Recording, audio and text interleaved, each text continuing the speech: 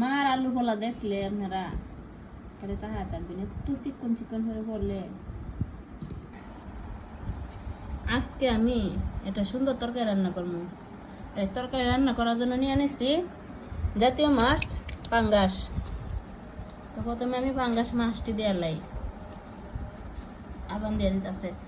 তারপরে না কাটতে রাখছি আমি হাফ কেজি পেঁয়াজ আর 1 কেজি কাঁচামরিচ, এটা দিয়ে দিব না। তো আপনাকে সবার দাওয়াত, হ্যাঁ। এখানে আমি দিয়ে দিব হচ্ছে একটুখানি হলদি, বেশি হলদি দিলে আবার গন্ধ করবো। তারপর দিয়ে দিলাম পরিমাণ মতনে চিনি।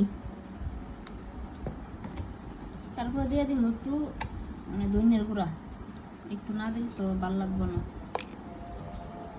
এখন দিয়া দেই শুকনা মরিচ, অল্প করে দিই কারণ কাঁচা মরিচ বেশি দিছি।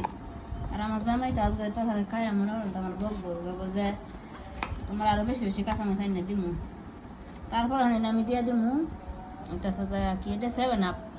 আসলে 7 আপ না, এটা 7 আপের বোতলের ভিতরে কেরোসিন তেল। সব কিছু দেওয়া শেষ, এখন আমি সুন্দর করে একটু মাখায় নেব।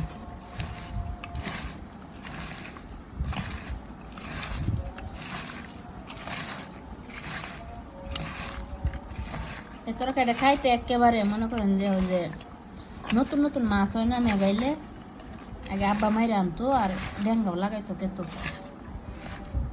একেবারে নতুন মাছের তরকারির মতো লাগবো। তখন আপনারা আশেপাশে যারা আছেন তারা আমার বাসায় দাওয়াত, আর তরকারি খাওয়ার সময় কি রিভিউ দিব, যদি দিবার কন তাহলে দিব হয়েছে। এখন এমনি একটু কষাই এলাম, কষায় টসায়া আর মন যেতেছে কাঁচাই খাই, অনেক সুন্দর একটা মানে ইয়া বার হয়েছে।